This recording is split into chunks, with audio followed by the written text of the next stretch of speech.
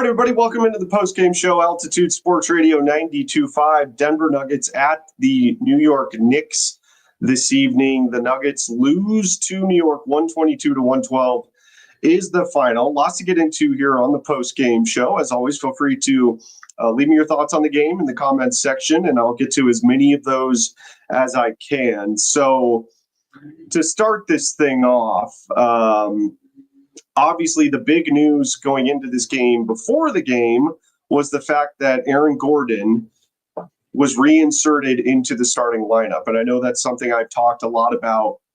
When will Malone do that? I had a feeling it was going to be sooner rather than later because Malone is a creature of habit.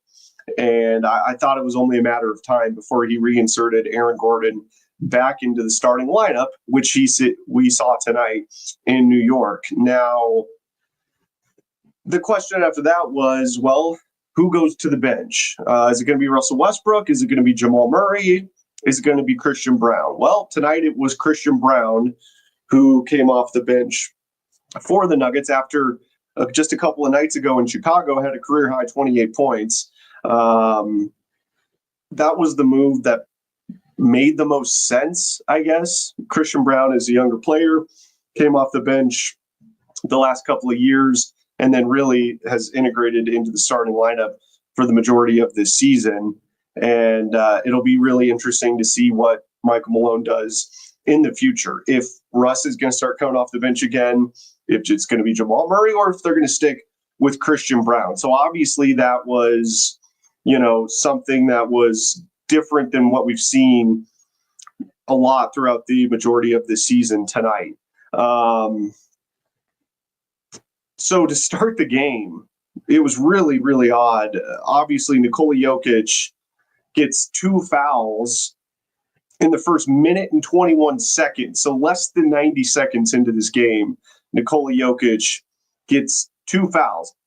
On the second one, they actually initially gave it to Michael Porter Jr., and then they switched it back to Nikola Jokic. So they take Nikola out at the 9-minute, 48-second mark of the first quarter, and he doesn't play again until the second quarter. So it created a lot of sort of weird lineups and weird rotations for the Nuggets in this game. I mean, at one point in the first quarter, you had 4 guards on the floor for Denver and a power forward. It was Jamal Murray, Russell Westbrook, Christian Brown, Julian Strawther, and Aaron Gordon were all on the floor together at the same time. So they went with a 4-guard lineup. And that wasn't the lineup for that long, but I was just like, wow, they have 4 guards on the floor right now. That was very interesting. And again, that's Michael Malone was kind of thrown into that a little bit, if you will, because Nikola Jokic got into foul trouble so early on in this game. But I will say, on the positive note for tonight, I thought the Nuggets actually handled the Jokic foul situation pretty well overall. I mean, like I said, he goes out of the game, 3 minutes essentially into the first quarter. And the Nuggets actually kind of clawed their way back in that first quarter to the point where the Knicks only had a 4-point lead going into the second quarter. They led 31-27. And I honestly thought it was a pretty good job by that group keeping the Nuggets in this game without Nikola Jokic. And really what happened specifically in that first quarter is the Nuggets held the Knicks to 9 points in the last 6 minutes of that first quarter. So the defense really picked up there towards the end of that first quarter. Then we get to the second quarter. Nikola finally gets back into the game around the 7-minute mark. Scott and Chris Marlowe kept mentioning it. Joker looked like he was limping a little bit. We saw a knee-on-knee collision. I believe it was with Josh Hart later in the game. You could tell he was sort of flexing that left knee a little bit. But he just looked like he was sitting on the bench for a good, in real time, close to a half an hour. So he did look like he took a while to sort of find his rhythm and get warmed back up and get himself back into the game. Very hesitant Joker tonight. It was sort of just an odd game all around for the Nuggets. So the Knicks lead 60-54 at halftime. Really rough game tonight overall for Michael Porter Jr. At the half, he was just 1 of 4 from the field with 3 points. And there was a moment in the second half of this game where Michael had an open look from distance and passed on the shot. The Nuggets turn the ball over. The Knicks in transition go and score, and Malone calls a rage timeout.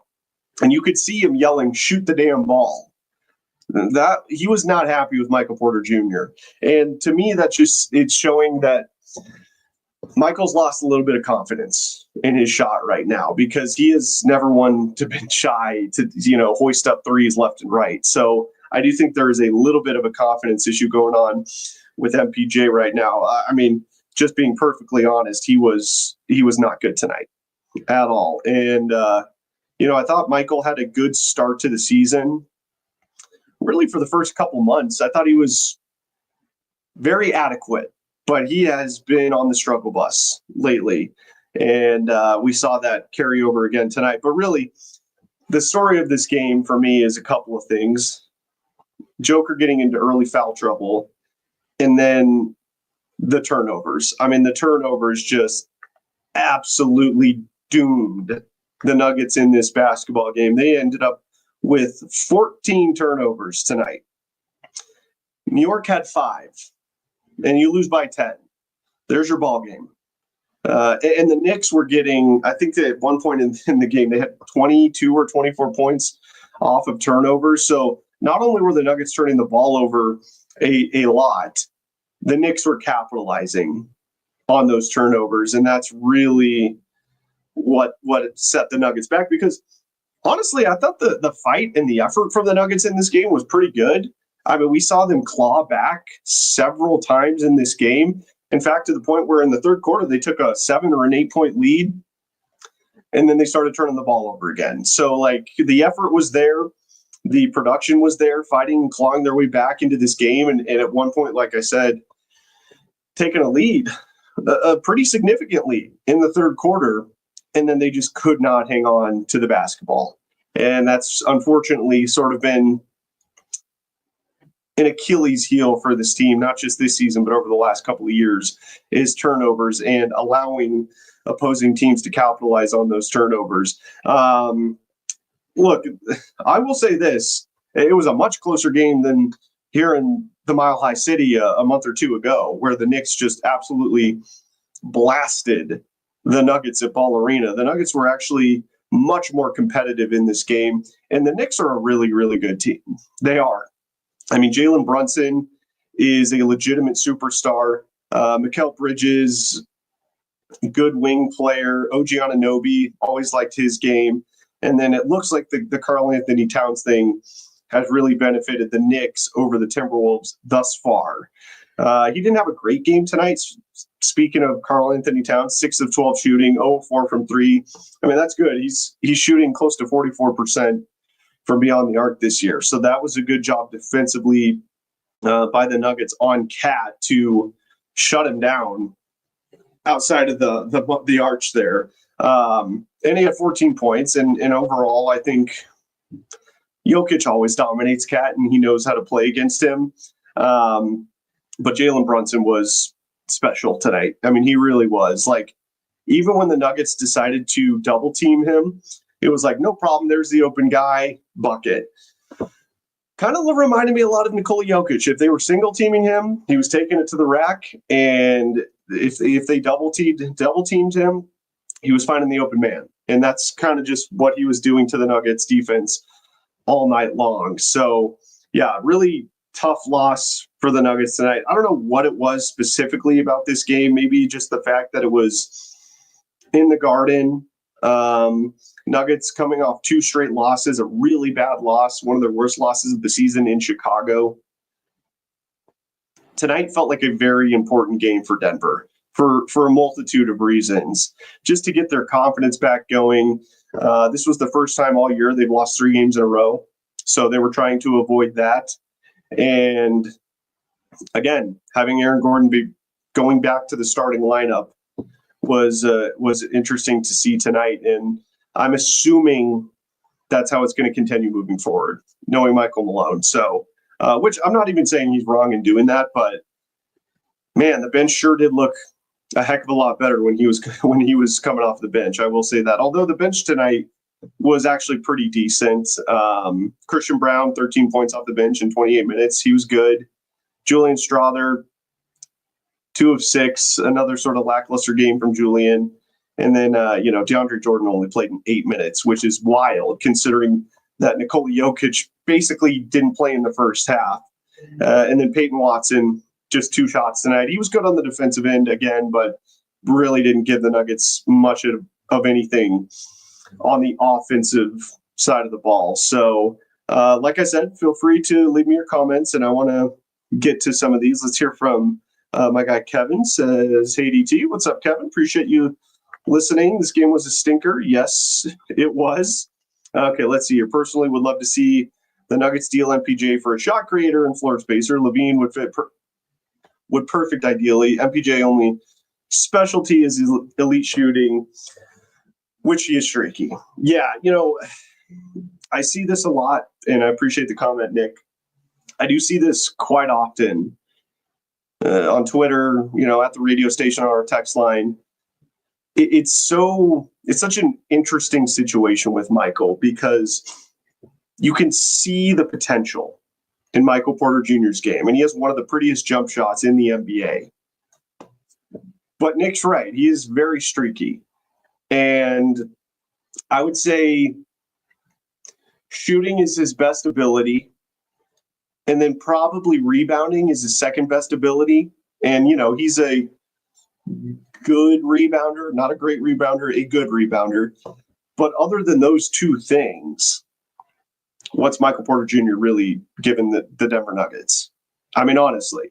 So to Nick's point there, if he's not knocking down consistent outside shots, he's sort of doing a whole lot of nothing. And there was a lot of standing around for Michael Porter Jr. tonight. So it's going to be interesting to see what the Nuggets decide to do with Michael Porter Jr. And the trade deadline is February 6th, I believe. So just about a week away, exactly a week away.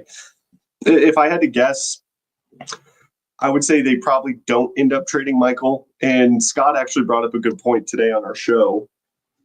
Now, this isn't any inside information that Scott has. This is just an assumption on his part from, some people he's talked to around the organization. But somebody had told Scott, Michael Porter Jr., it's a miracle that he's even able to play basketball with the surgeries that he's had on his back. And, he's developed drop foot in his left foot.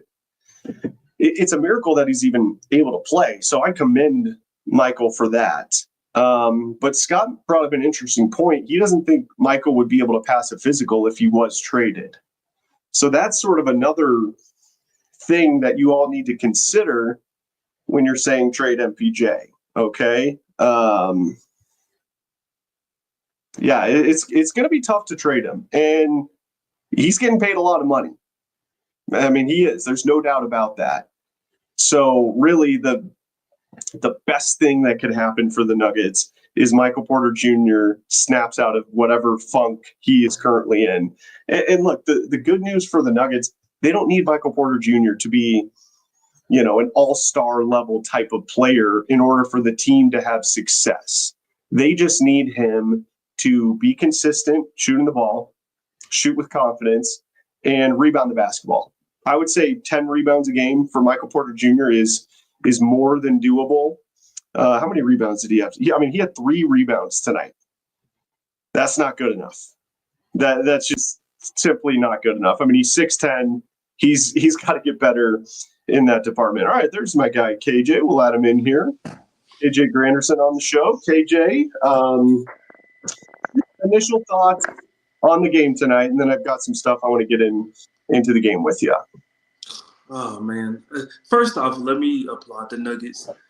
Their energy, their effort, their hustle was a lot better tonight. Much better. I agree. Yes. Much, much better. And so just to kind of see them fight. Even, with the obstacle of Nikola having, to be out the entire first and part of the second, they really weathered the storm. And Malone talked about during his post game presser. That's what made me late. I was taking a few minutes to listen to it. Well, that's all right. He talked about weathering the storm, and he was proud of his guys for that. So I want to credit them just like he did as well. And then let's go ahead and just address the elephant in the room. Aaron Gordon started over Christian Brown tonight. Mm-hmm. And Christian Brown brought the energy, he brought the fire, he brought the passion off the bench. Malone had to go to him early, and he was ready. That's all you could ever ask for from a professional like Christian Brown. I mean, sure, was the decision to go back to AG kind of weird at this exact moment? Yes. But Malone stands by his decision, and so we don't have a choice but to do the same. Why do you say it's weird at this moment that AG was reinserted in the starting lineup tonight? Well, listen, I know a lot of people who are listening are thinking from the perspective of, okay, it's OG Anunoby. You need as many big bodies as you can to kind of slow down the paint presence of the New York Knicks. They're a physical team. And so I totally get that. Again, I think you could have just ended up playing AG more minutes if that was the case. The reason I personally say it was weird is because at the end of the day, the guy who has been playing the best outside of Nikola Jokic, you decide to move to the bench. And so I'm just like, you rather move that to the bench right now? I don't know. I know you can't move Jamal or MPJ to the bench. I get it. And MPJ didn't have his best game tonight. You can't? I think you could. Jamal, I mean, he was their best player tonight. So that one's a little tough, but Michael could go to the bench. Listen, there's no show on the station outside of the morning show and your show, PhD, that talks about the head coach's main job outside of, making sure that they win the game, obviously, is balancing egos. And I think those two guys have, fairly large egos. Because Malone knows what they need, it's suppressed. But if you agitate it, you'll start to see it rise. And so I think that's why he understands that it's best just to keep two of his stars in the starting lineup, no need in playing around with that kind of stuff, because it would just cause more problems than good in the long run. I don't know. I hear what you're saying. I do, KJ, but I've been around this team. I mean, I've been covering this team for damn near a decade now. And I've always said on this show that, obviously I don't know what a lot of other NBA locker rooms are like outside of just things you hear and videos you see and all that stuff. But the Nuggets really do have the culture that Malone has created. It's one of the best things he's done during his time with the Denver Nuggets is the culture he's created. I mean, there's a reason he ends every speech of his to the team with family on three. You know what I'm saying? And the reason I bring this up is because I really don't think that the ego thing, moving a guy like Michael Porter Jr. to the bench or moving a guy like Aaron Gordon to the bench, I really don't think that would cause as big of problems as it would in other NBA locker rooms, because I know how this team operates. And, for an example to that, it was just a couple of weeks ago, I was in the press conference at Ball Arena with Michael Malone. I can't remember what game it was. I believe it was Aaron Gordon's first game back from the calf strain. And Malone told us in the media specifically that Aaron Gordon actually went up to Malone and talked to him directly and said, look, coach, I'm fine coming off the bench. I'm fine if you start me, even when I'm back and fully healthy and no longer on a minutes restriction. I'll do whatever you need, with a smile. Now, that's Aaron Gordon. For sure. And again, that doesn't mean it's everybody on the team feels that same way. But I do think that's a good sort of case study as to kind of the culture in the locker room as a whole. And look, man, if you going to the bench after being a starter is going to hurt your ego that much, man, I don't even think they should be on this team if that's the case. You know what I'm saying? Like, so I will push back a little bit on that. I don't think that's where the team is at right now. And I don't think Michael Porter Jr. would be sulking and, throwing himself a pity party if he got moved to the bench. Now, Jamal Murray might be a little bit of a different story because Jamal's a different cat. You know what I'm saying? Right. And I don't mean that even necessarily in a super negative way, but he is hyper competitive. And I don't know, man. I don't know if that would. You're worried about, if you can get this right, you're worried it would start to create friction in the locker room. Is that kind of what you're saying? Not necessarily friction in the locker room, but I just think it would. There will be a part of that player that's hurt that they were the ones that were moved to the bench, and you would start to see it in their game. Okay, but also let me respond back to what you're saying, Dan. So you're saying that if they can't handle something as simple as playing off the bench, whether it's for a couple of games or for an extended period of time, they shouldn't be on the team. It's funny you say that. Malone chose the guy with the least amount of ego to do that to. Who are you talking about? Christian Brown? Christian Brown. Okay. He chose the guy with the least amount of ego to move to the bench. So do you think that was the right basketball move? Just strictly on-court basketball move? It may have been the right locker room move. Was it the right basketball move? Only time will tell, if I'm being honest with you, because I don't know how healthy AG is. And Vic reported the other day on Moses Lombardi and Kane that we need to show AG some level of grace. He's going through some things. That's what Vic was reporting the other day. So I don't know what those off the court things are. We won't know. We just won't. And so I'm willing to extend him grace. He's been through a lot this year over the last 365. So I'm okay with that. But if it's a month from now and he's still only giving us 9, 5, and 5, I'm going to start to ask some questions if Christian Brown is also giving us 16, 7, and 4 in that same stretch. Yeah. I mean, I get it. And, CB, he's been awesome this year. Like, there's no doubt about that. So it doesn't negatively affect the starting unit. I think a little bit. Now, look, the other sort of, big story coming out of this game is obviously the fact that Nikola Jokic gets into foul trouble and plays less than 3 minutes of the first quarter, doesn't come back until about the 7-minute mark of the second. And you could tell he was in real time. It was at least 30 minutes that he was sitting on the bench. You could tell it sort of took him a while to sort of get warmed back up. But to your point earlier, KJ, about, Malone just said that he liked the team's effort tonight. And I did too. I agree with him. The Nuggets kept clawing their way back into this game at various points throughout this game, to the point where they actually ended up taking a 7 or an 8-point lead in that third quarter. They did. But what killed them is once they would claw their way back into it, to a point where at one point they eventually took a lead, they kept turning the damn ball over.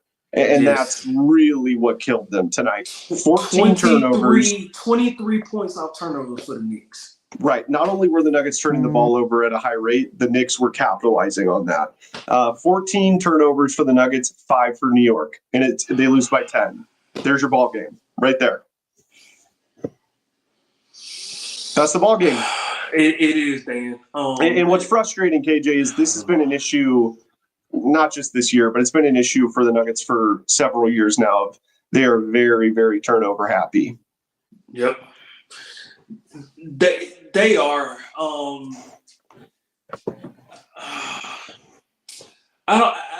My biggest thing with that I kind of struggle with is they are very turnover happy. You know what I mean? And adding Russell Westbrook to this team, that wasn't going to get better. My biggest thing with the Nuggets is, like, you can't go through stretches where you offensively look like you don't know what you're doing. And I've just seen those stretches way too often this year with the Nuggets. And I understand, look, it's the running joke that's been going on for like the last 5 or 6 years. When Jokic goes to the bench, we call these the Nikola Jokic minutes. How long can this team go, without him? And at the end of the day, this is something that this team has to understand.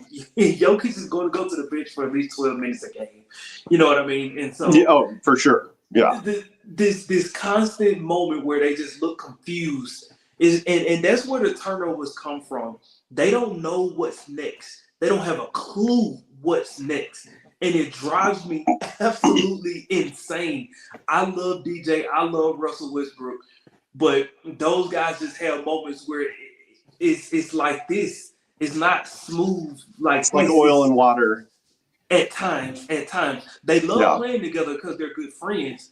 But DJ's a little slower than Russ. Russ wants to get downhill all the time.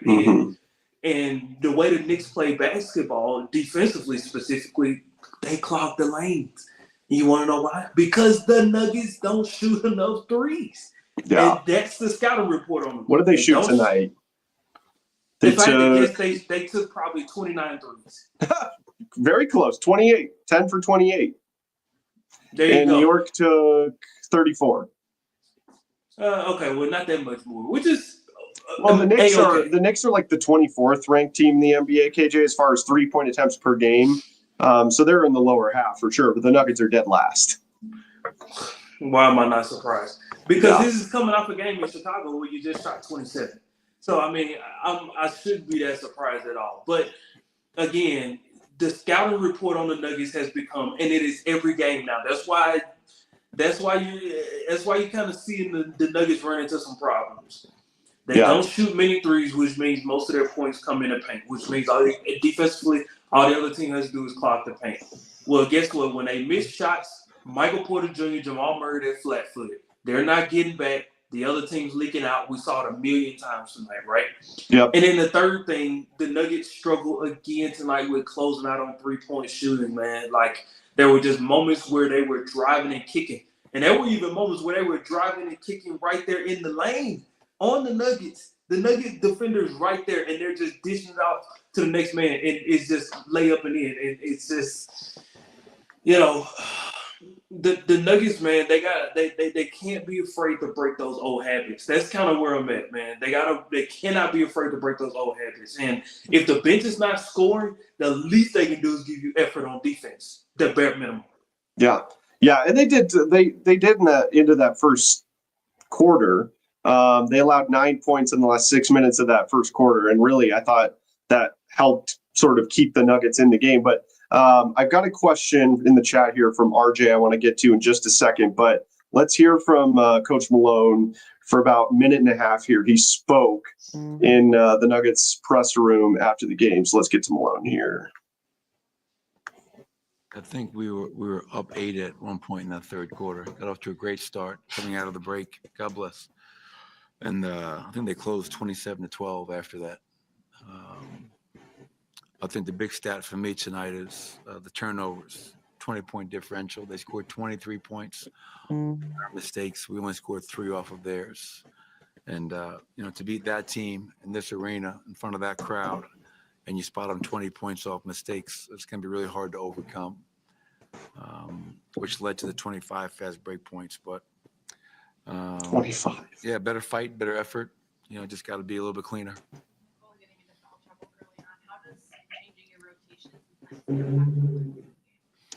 Well, for him, it impacts it because, he's out at the 10:30 mark of the first with 2 quick fouls. And I was really proud of the group that closed out and played the rest of that quarter because I thought we weathered the storm. They got up by 12 early. We fought back. And we only lost that first quarter by 4. And the group to start the second quarter was playing well, and allowed us time to get Nicole back in. But in this league, you just can't allow those big runs that we did.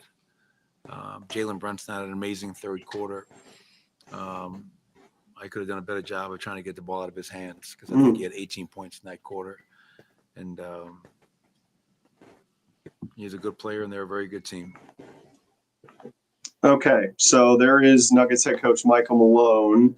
Yeah, honestly, pretty calm and relaxed for the most part from Michael Malone. Don't disagree with what he's saying there. But KJ, you were just bringing up the fact that the Nuggets need to shoot more threes, right? So our guy RJ writes this: when do you hold Malone accountable for that?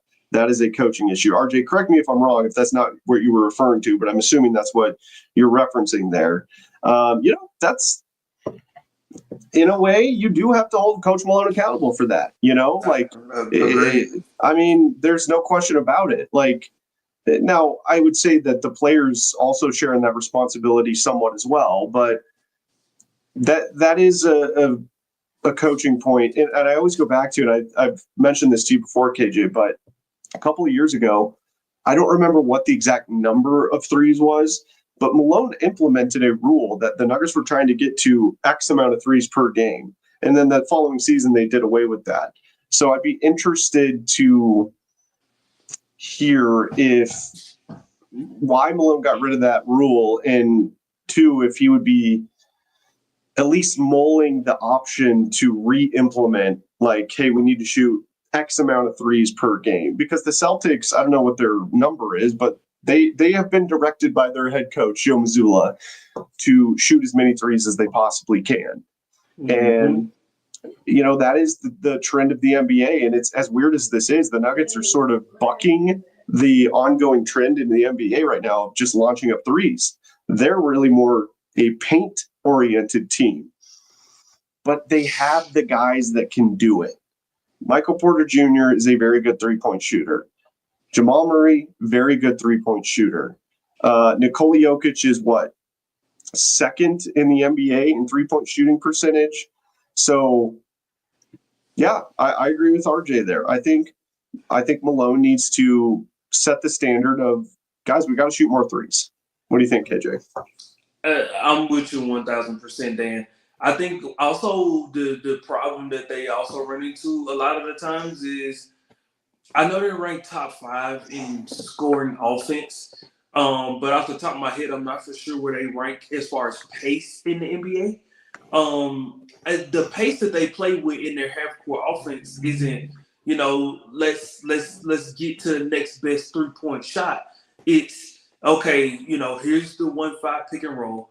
And, if all else fails, get the ball down low to Nikola, and Nikola, he'll, put up a miracle shot or make a miracle pass, and that'll be our offensive possession. And I don't know how much of it is geared towards finding them a shot that makes sense in regards to if you're not going to play great on defense, then the least you can do is make a high volume of three-point shots. And I guess that's kind of where I'm at with the Nuggets. Listen, we understand that tomorrow makes a week in which the trade deadline will close. So it closes February 6th. So tomorrow's a week from February 6th. But my biggest thing is, if you're not going to make a trade, then you have to change up your offensive strategy. Not because it's not working. It's because it's just not producing enough to overcome how bad your defense is.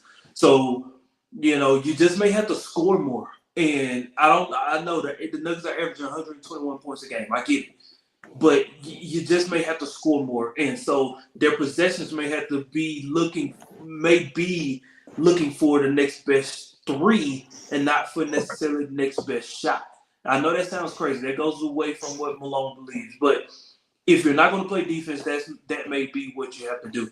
So if Malone can't make that adjustment, if they can't get better on defense, and they can't for some reason find an uptick in three-point shooting, then I'm going to start to shift a little bit more blame to Coach Malone. And I think it will be rightfully done in that case. Yeah. And KJ, we had talked about this, I think, just after the Chicago game. I said that the way that this Nuggets team goes is the way Jamal Murray goes. So that's what makes this loss tonight more frustrating. Jamal had an excellent game. 33 points, 13 of 25 shooting from the field, 3 of 7 from beyond the arc, 6 assists. You got to win those games. If Jamal's going to give you 33 on 13 of 25 shooting and 6 assists, 5 rebounds, you got to win those games. Now, the problem, obviously, for the Nuggets was the turnovers. And like we just heard Coach Malone mention, Jalen Brunson, dude, that guy is legit. And I remember I said this. Let me know what you think about this, KJ. I remember I said this after the Nuggets got blown out by the Knicks earlier this season in Denver. I said Jalen Brunson is the guy that all Nuggets fans were expecting Jamal Murray to be at this point in his career. Okay. Like, that's kind of what it reminds me of right now. Like, the way Jamal Murray was tracking, and obviously the ACL injury didn't help him, but we saw a resurgence the year they won the title a couple seasons ago. So it looked like he was back on track to being a Jalen Brunson type of guard. You know what I'm saying? Yeah. He's had plenty of moments and stretches where he has been that guy. But the difference right now between Jalen Brunson and Jamal is Jalen is much more consistent. There's no doubt about that. So I don't know. I just was kind of curious your thoughts on that. Man, I've never thought of that comparison, but now that you bring it to my attention, I think that is a great comparison. You're talking about a guard who has the ability to manipulate the defense at any point that he wants to. You're talking about a guy who, again, he may not stop every guard that he faces, but he's going to give you everything that he has defensively. And he can get to the rim whenever he wants. That's what I'm crazy. saying. You know what I mean? And so I'm with you 1,000%. And you saw different moments of it tonight. Okay, if Jalen Brunson, if he can't break you down, right, he'll just step it back. Or if he can't step it back, then he'll just penetrate to the lane and kick it out, right? Because there's always somebody cutting. Jamal Murray, there's always one or two things happen. Either he's over dribbling, or when he goes to the lane and the defense collapses, there's no one cutting. And so I think there's a multitude of factors that go into why Jamal Murray can't be that consistent scorer like Jalen Brunson. And then the defensive side of it, he just goes through lapses where sometimes he gives it his all, sometimes he doesn't. I would love to say that we would get more consistent defensive play once playoff time comes, but you would hope. You would hope, but at the end of the day, hope is nothing but a prayer. So. Yeah, and if you're not willing to do it, consistently in the regular season, you can't just expect to turn it on like that come playoff time. So you would like to see at least like down the stretch in March and into early April, down the final stretch of the regular season, these guys pick up the defensive intensity just a little bit. So tough loss for the Nuggets tonight. The first time this year, KJ, they've lost 3 games in a row. And I said this before you came on, like maybe it was the fact that it was just in the Garden. Maybe it was the fact that they were trying to avoid 3 losses in a row for the first time this year. Maybe it was the fact that they just came off one of their worst losses of the season against the Bulls. But tonight, just for whatever reason, felt like a really big game for Denver. And I thought they played that way. Like they at least looked like it meant that much to them also.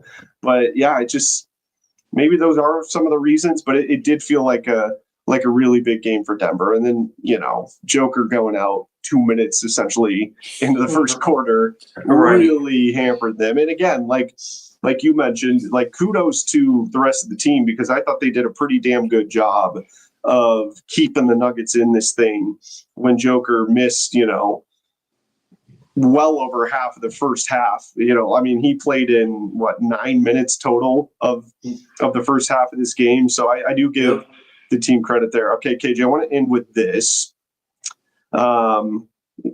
It's not specific to the Nuggets, but we played this on our show today, and I want to play this audio here from Adam Silver and get your thoughts. So let's hear from NBA Commissioner Adam Silver. And I'm probably in a minority. As we get more involved in global basketball, the NBA is the only league that plays 48 minutes. And I am a fan of 4 10-minute quarters.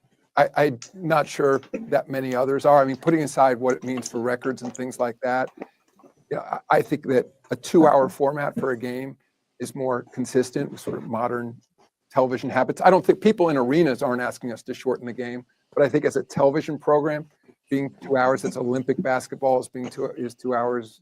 College basketball, of course, is. Yeah, but if you like it, say it has kind of a little bit of a push there. Yeah, but it's such a dramatic change to the game. I mean, Okay. So there is Adam Silver. This one's a little perplexing to me, KJ, because look, I kind of get what Adam's saying there, but he's like, well, 2-hour games are more aesthetically pleasing, especially on television. Dude, Yeah. when I'm covering Nuggets home games, every time we go to the press room to hear from Malone and the players, Nuggets staff will give everybody a box score, okay? Print it out, Mhm. old school. And every one of those has the duration of each game. I would say on average, the games are right around anywhere between 2 hours and 10 minutes to 2 hours and 20 minutes. So you're only shaving off potentially an average of like 15 minutes in a game. I don't really get why Adam is concerned about that part of it. Do you like? It doesn't make sense to me because the games really aren't that long. Now, if this was a college football commissioner No. saying we need to shorten the games, I'd be like, yes, please, because those are way too long. But the NBA, like, I don't think it's a problem. I mean, hockey games right now are significantly longer than NBA games. Baseball games, you know, they instituted the pitch clock, and that's helped a bit. But baseball games are still longer than NBA games. So, like Scott said today on our show, like, you have bigger fish to fry, you know? And maybe to me, this sort of seems like a little bit of desperation because the NBA ratings have not been doing so hot over the last couple of years. I agree 1,000% with that. This is definitely like Makes no sense. It makes no sense, man. It's fishing. You know, like, look, and Scott was right. They do have bigger fish to fry, man, because when LeBron, Steph, and KD retired, good luck. Who takes over? Who are the faces of the league? Is Nikola Jokic ever going to be the true face of the NBA? He's the best player, No. but I don't think he's ever going to be the face of the league because, and that's not a slight against Joker, but dude, he's not on social media. As soon as the season's over, he disappears for 4 months. You know, like he's been doing like some commercials over the last couple of years, but like, is Joker really going to be the face of the NBA? I don't think so. No, not at all, man. Dude, first off, why will he? Okay, going back to the video, he says that he likes the idea of playing 10 minutes. Well, guess what? I like the idea of having $1 million. Doesn't mean that I'll have it. You know what I mean? It's just like, what are we doing here, man? If the NBA is going to remain global and it's going to remain as the creme de la creme of all leagues in basketball, you can't go messing with the foundation of basketball, man. Like, if you start messing with the minutes, then I think you're going to lose some of your core audience. Because the truth of the matter is they know it's only a matter of time before you slim down the games. And once you start slimming down the games, then you're going to run into a situation where now, you know, long-term stats are being, you know, implemented. And long-term stats are now being diminished and breaking records. They just don't have the same value. They just won't.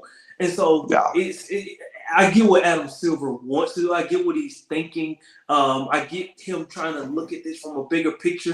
But, man, once you start shifting that foundation, bro, like, listen, a house is destined to take a little bit of a shift once you start messing with the foundation. And I think if you change the clocks in any shape, form, or fashion, I don't care if you decide to have 11:59 in every quarter instead of 12. Yeah, it's a sign of things to come. And if you're Adam Silver, you cannot afford, you literally cannot afford to mess with anything of that nature, man. Like, Scott summed it up best, man. I don't think I could have said it any better myself. Yeah. The NBA has way bigger fish to fry, man. And that's focus on those other things, right? And that's not why their ratings are suffering, in my opinion. There's a plethora of other reasons, and one of them being that every team shoots 1 billion threes in each game, and it's not as fun to watch. That's what I think. That's why I think we're so lucky to cover this Denver Nuggets team, because they're sort of the only ones, at least right now, that are sort of bucking that trend where they're scoring. They're more of a paint-oriented team, like I talked about. Now, Is that leading to success on the court? We will see. But I will say the one argument I heard today that did make sense as far as the going to 10-minute quarters is, think about it this way. You would have the starters and the stars be playing a much higher percentage of the entirety of the game. So for instance, like tonight, Jamal plays 37 minutes, right? Well, if it's a 40-minute game, he's only not on the floor for 3 minutes of game time. That's the one argument I've heard. I'm like, okay, I could kind of see that. But then you have to look at the other side of the coin and say, well, that's a lot of minutes that are going to be going away for bench players. And there's going to be a lot. The NBA PA is going to be pissed about that because a lot of how's Peyton Watson going to showcase his skills and get paid on his next contract if he's playing less than 5 minutes a game?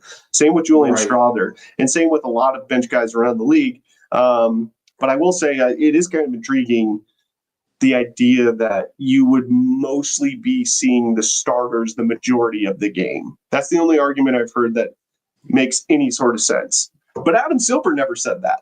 So I don't even think that's really what his thinking is. He just wants to shorten the game so that it's more, viewer friendly for people watching on TV. And it's like, dude, the games aren't that long. They're really not. No. They're 2 hours and 15 minutes max, I would say, unless it's an overtime game. So I just don't think his priorities are in the right place right now. Nope, not at all, man. And I'm glad you brought that last point up, DT. Tonight's game for the Nuggets was under 2 hours and 30 minutes. And it was a national TV game, too. So the breaks are longer. The breaks are a minute longer each break. They're normally 2 minutes. For national TV games, they're 3 minutes. And that's with Malone calling 50,000 rage timeouts tonight, too. That, too. Malone loves those rage timeouts. He does, man. Like, hey, man. I was at a game a couple years ago when the Spurs were in town. I swear to God, you can go back and look it up. Greg Popovich called a rage timeout under 10 seconds into the game. I remember that game. I know exactly I was at the game covering it, and Pop calls a timeout. I'm like, oh, did somebody just get a technical? No, Pop just was pissed because the Nuggets went down and scored on their first possession, and he calls a timeout 10 seconds into the game. It is, mark my words, KJ, it is only a matter of time. It's not if, but when Malone calls a timeout. Let's call it 20 seconds into the game or less. There's no doubt he's going to do that eventually. What I'm also wondering is, so you know how the league went from 6 to 7 for national TV games, and then they eventually just made it 7 all the way around the board. They was like, doesn't matter if it's a national TV game. I think that may come back up at some point here within the next offseason or two, as far as you only get 7 when you go to national TV games, because way too often are we seeing moments where coaches are just, they're frantic. They're panicking because they have all 7 timeouts. And it's just like, at some point, man, you've got to see if your team can weather the storm. Okay, we want to talk about the frustrating part of the three-point shooting. The beauty of it has been you can out-climb your way out of any deficit with a smooth 5 to 7 minute run going on maybe like a 20-5 run or whatever the case may be because of the volume of three-point shots that are being shot now. So, I mean, there may end up having to be a balance of that. I think that's something that could be discussed. I'm not saying they will ever go back from 7 to 6, but I would at least discuss it if I'm the NBA, not the NBA PA, because they wanted to stay at 7. But if you're the owners, I'm sorry, can't use that word. If you're the governors, you definitely need to bring that up in the next meeting with the NBA PA. Yeah, we'll see. Our guy Wreckit is asking, can someone help me understand why they benched Christian Brown? I still don't understand. Well, I mean, in my opinion, it's Malone going back to his comfort zone. Okay. Yep. Now, I can't remember what their record is with Russ starting. It's like 18-8 now after the loss to the Knicks tonight. He's not going to bench Jamal. That's just not going to happen. Like, there's no way. Malone loves Jamal, okay? And tonight he was their best player, so I'm not going to bench Jamal. Really, it kind of comes down to, like, in my opinion, they should have kept Aaron Gordon off the bench. And it's not a slight against AG, like we talked about, KJ. It's the fact that it seemed to have been working. The second unit looked exponentially better with Aaron Gordon coming off the bench. And I know it's a small sample size, but it seemed to be working. Now, they had a little 2-game hiccup there, okay, in Minnesota and in Chicago, but that is interesting. And Christian Brown has been outstanding this year. Like, he has not only filled the shoes of Kentavious Caldwell-Pope, I think he's playing better this year than KCP ever did donning a Nuggets jersey. And I love KCP. He helped this team win a championship. That's how good I think Christian Brown has been this season. So, but you got to think of it from Malone's perspective. If you're Malone, am I going to bench Jamal? No. Am I going to bench Russell Westbrook, who Nikola Jokic loves playing with, by the way? No. And am I going to continue to bring Aaron Gordon off the bench?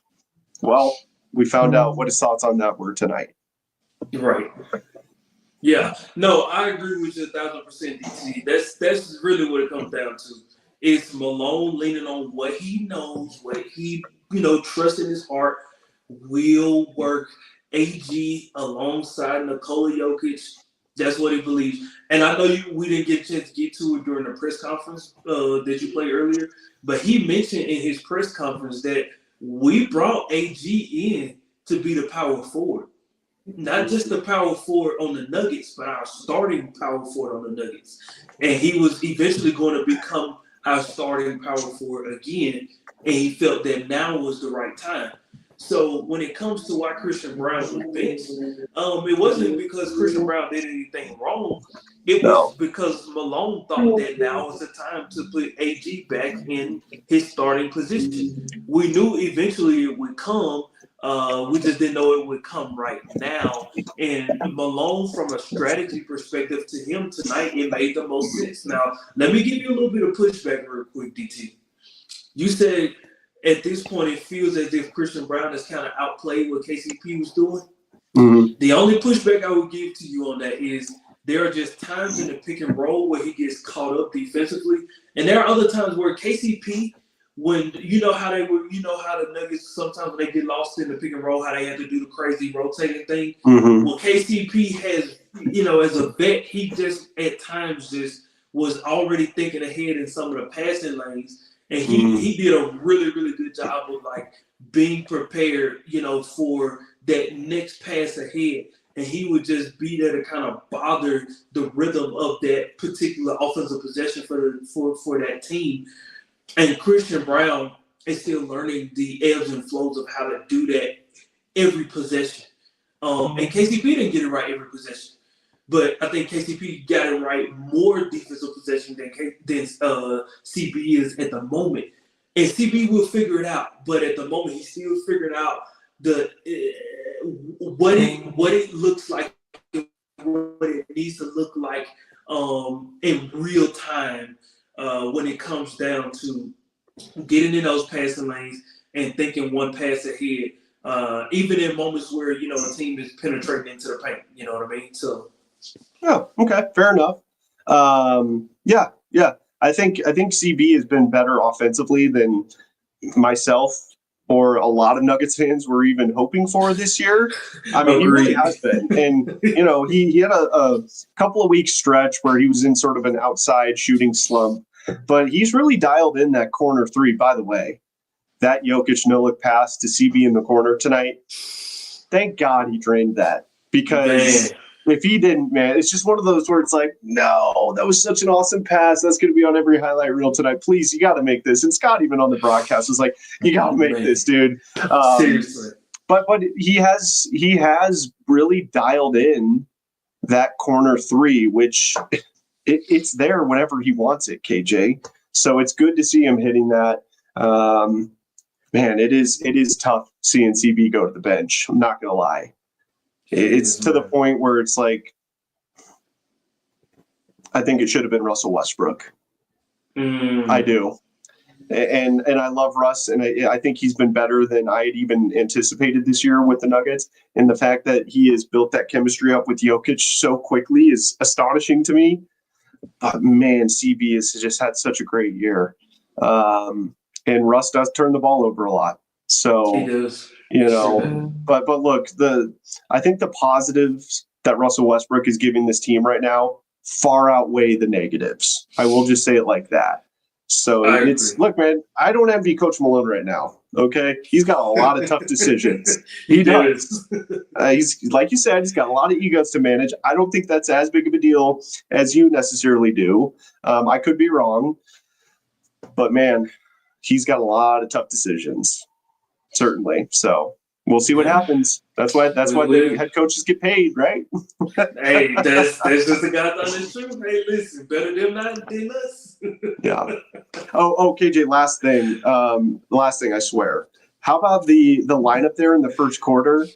4 guards on the court at the same time. Mm-hmm. You had Jamal Murray, Russell Westbrook, Christian Brown, Julian Strawther, and Aaron Gordon all on the floor together. Malone rolled out the 4-guard lineup tonight.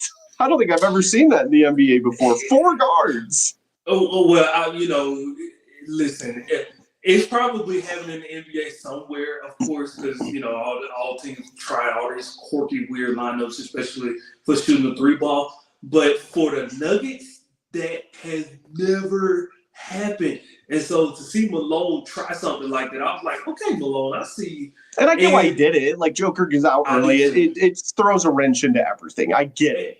But I was like, oh my God, that's a small lineup. Like, super. Wow. Especially with Karl Anthony Towns still in the game. He was still in the game. Dude. That was a little puzzling to me. It was. It was, but it was also a part of that group that was able to kind of weather the storm. I wouldn't mind seeing it again.